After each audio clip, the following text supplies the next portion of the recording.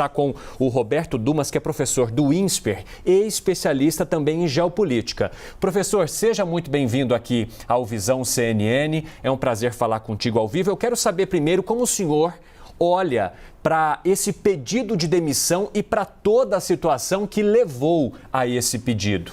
Bem-vindo. Muito obrigado, Carlos, Evandro. Olha, era uma coisa que finalmente era esperado. Porque se você entender ou como nós analisamos o conceito de diplomacia, era tudo exatamente que o Ernesto Araújo não fazia. O Macala acabou de colocar em algum momento aí, diplomacia é construir pontes, não queimá-las. Ou seja, eles fizeram de tudo para destruir as relações, não apostar no multilateralismo e no diálogo. Veja, o fato de você ter uma ideologia, essa é uma ideologia não pode estabelecer ou prevalecer em cima dos interesses ou além dos interesses brasileiros, ou seja, os países têm interesses. Os países têm interesses e os outros países têm interesses. Então, é absolutamente crucial que o pragmatismo seja levado em consideração. E fala-se muito desse negócio de globalismo, que agora não somos mais dependentes. Eu não vi nenhuma independência em relação aos Estados Unidos.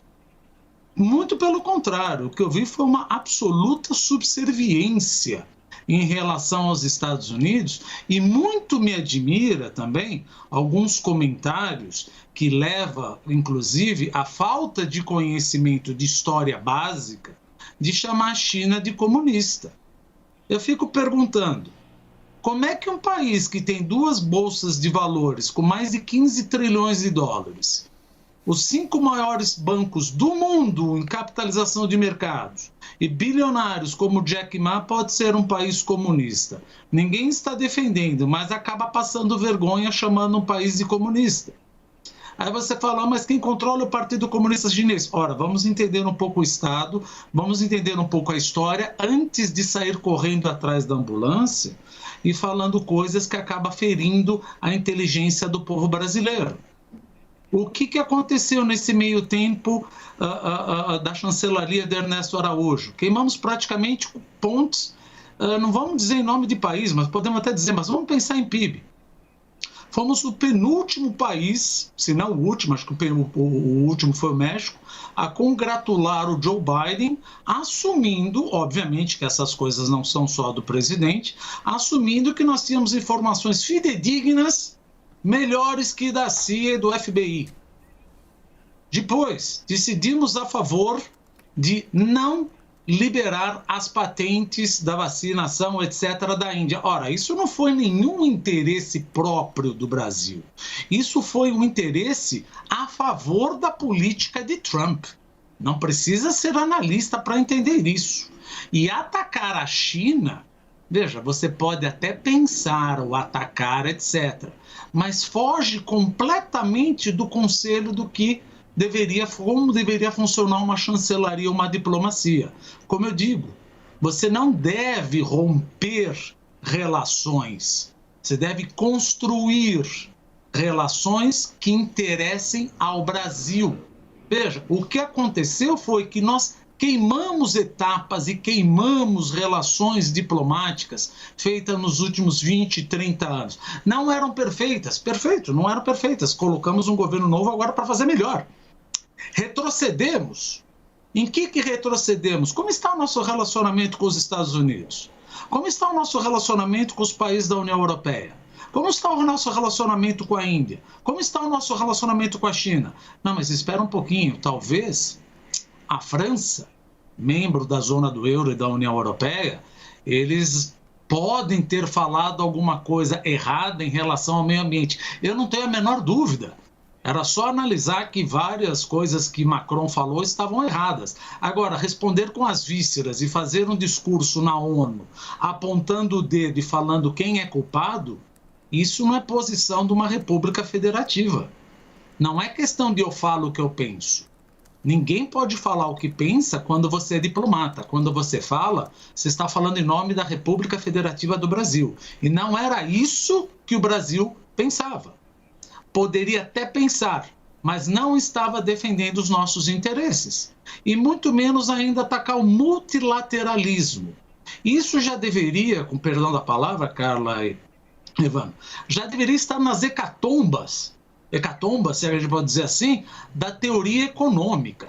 Como que alguém pode não defender o comércio internacional e não defender o multilateralismo, sendo que através de você fazer parte de uma cadeia de suprimento é o que desenvolve o país. Olha a Coreia, o que nós queremos fazer?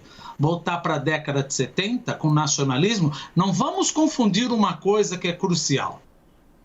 Nacionalista é uma coisa, o que é completamente diferente de patriota. O patriota é aquele que gosta do país. O nacionalista é aquele que gosta do país e não gosta de mais ninguém e tem preconceito com todos. E essa é o que a gente pode dizer foi mais ou menos a administração de Ernesto Araújo.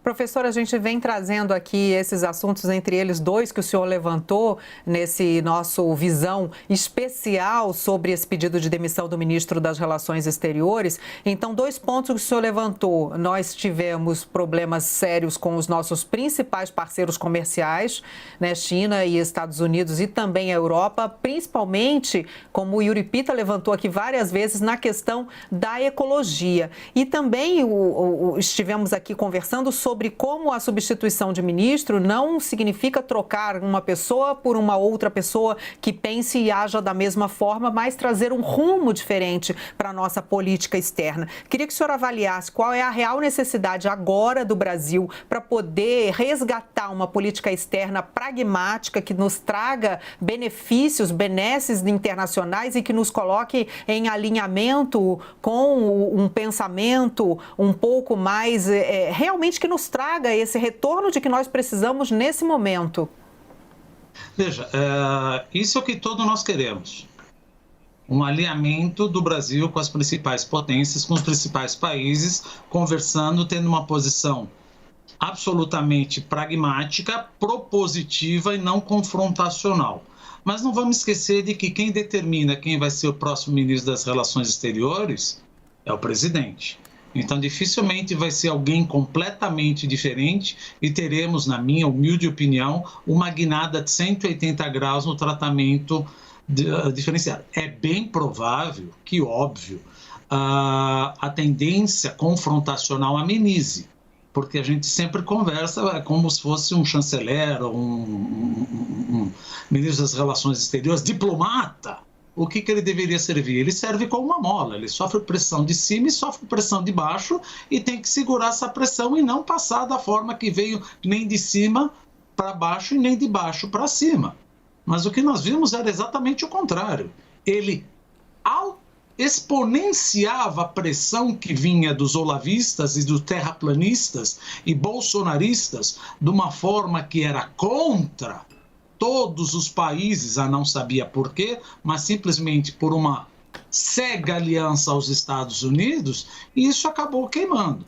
Então, respondendo diretamente à sua pergunta, é o que pensamos, é o que torcemos, é o que esperamos. Mas achar que teremos, de novo, uma guinada de 180 graus ainda nessa política das relações exteriores, eu acho que ainda não é bem o nosso caminho, porque no final das contas a palavra final sempre é do presidente. Yuri Pita. Obrigado, Evandro. Boa tarde, professor. Senhor, pensando na diplomacia pós-pandemia, um dos temas que eu tenho ouvido de empresários e de diplomatas é justamente essa discussão de comércio exterior do Brasil com países que estão criando legislações, pensando legislações preocupadas com a rastreabilidade de produtos, principalmente de commodities. Queria que o senhor falasse a importância da chancelaria para conseguir travar essas discussões e até onde o Brasil pode aceitar ou deve tentar colocar limites nessas discussões, como, por exemplo, o que deve ser considerado legal ou ilegal em relação a desmatamento em área da Amazônia, por exemplo. Veja, vamos pensar aqui pelo lado de nossos principais parceiros. A China tem um problema, mas ela não se preocupa muito. Os Estados Unidos, desde que Biden entrou, eles fizeram uma enorme aliança com a União Europeia e isso foi praticamente música aos ouvidos dos países da União Europeia, porque praticamente eles se uniram a pedir uma agenda ambiental junto ao Brasil. Qual é a nossa agenda ambiental? Veja, está óbvio, pelo menos o que a gente acaba estudando, que é a exploração do ouro, a exploração da madeira nativa, etc. Não é o caso da agronegócio. Ou se for, é muito pequeno. Agora, urge que, se determinados assuntos forem esclarecidos, que sejam esclarecidos e conversados diplomaticamente e não abrindo uma apresentação na ONU. Ora, mas os países têm interesses mercantis, eles têm interesses de agronegócio. Meu Deus do céu, mas é óbvio que eles têm interesses. Tanto isso é óbvio que o principal crítico da nossa política ambiental são quem? São os franceses e os irlandeses, justamente aqueles que mais competem com a gente. Não precisa dizer isso, o interesse comercial está sempre por trás disso. Mas se estamos fazendo de alguma coisa, de alguma certa maneira errada, o que estamos fazendo, atinamos para o nosso erro e desenvolvemos um plano de mitigação disso. E não atacá-lo sem saber. E o que é pior, atacar e depois desistir de atacar.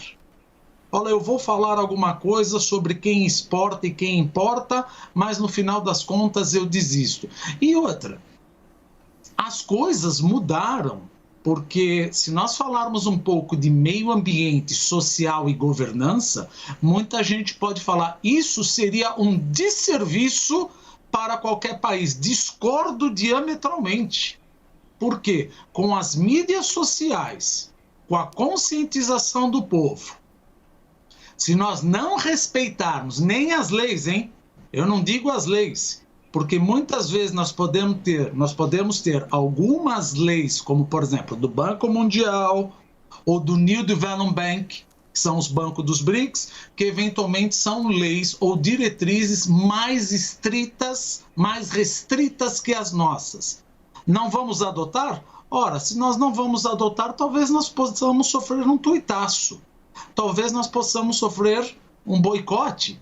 E isso não é lucro? Então eu rejeito aquela ideia de que, olha, se eu olhar o meio ambiente, se eu proteger o meio ambiente, isso vai prejudicar o meu lucro. Pelo contrário, hoje em dia, se eu não olhar, é que vai prejudicar o meu lucro, porque de alguma maneira eu serei impactado. O meu lucro, a minha empresa, a minha exportação não vai gerar negócio, não vai gerar emprego, não vai gerar renda e justamente aonde? Onde mais o país consegue atrair divisas, que é em commodities agrícolas, meu Deus. Então, é um erro crasso ainda achar que, como dizia antigamente, que desenvolvimento é destruir e construir estradas. Sim, vamos construir estradas, mas se eu tiver que desviar, eu vou ter que desviar. Agora vivemos uma nova seara. E é assim que funciona.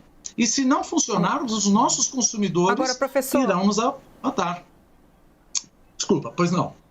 Professor, agora com isso que o senhor está dizendo, o senhor diz que é óbvio, né, que quem nomeia ministro é o presidente e que é bem provável que o presidente não faça essa guinada de 180 graus para mudar completamente a política externa. Mas isso que o senhor está trazendo de interesse econômico não estaria nas origens do movimento do Congresso, Senado e Câmara ali, bancada ruralista, prejudicada nos seus negócios, principalmente com a China? Eles não conseguiriam mover de alguma maneira ali as pressões para conseguir uma mudança radical nessa política externa?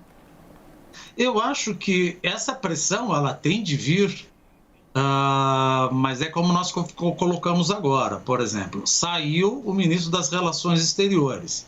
Por enquanto, os países, a percepção deles para com a gente, para conosco, ainda não mudou. Eles querem saber quem vai entrar e como serão as negociações e como serão as conversações. Então, já passou da hora Desde que Biden entrou, se vocês bem lembram, quando é o único discurso que ele fez, quer dizer, o discurso não, né, o debate do Trump, ele olhou para a Câmara e falou: Brasil, eu estou de olho em vocês em relação ao que vocês olham para a Amazônia. Para bom entendedor, meia palavra basta. E isso, como eu disse, foi música para os ouvidos. Ou o Centrão, a bancada ruralista, teremos que nos adaptar. Não fazemos nada errado, se é o caso. Ora, então que mostremos que não estamos fazendo errado e não vamos atacar. Sim. Estamos fazendo errado, então vamos fazer um plano de mitigação para fazer a coisa certa. A coisa está meio embolada, tipo, tudo se mistura com caldo pacato e tacanho de é a minha soberania. Tá bom, então fique com teus produtos. E ainda ouço do tipo, não vão comprar de mim, vão comprar de quem? Ora, estão desenvolvendo plantas na África. Vão comprar esse ano? Não. Ano que vem? Não. Mas 2025 já serão nossos concorrentes. E aí, como ficamos? Professor Roberto Dumas, eu agradeço, professor do INSPER e também especialista em geopolítica. O nosso tempo está acabando e eu agradeço muito por essa conversa. Boa sorte para o senhor nos próximos dias.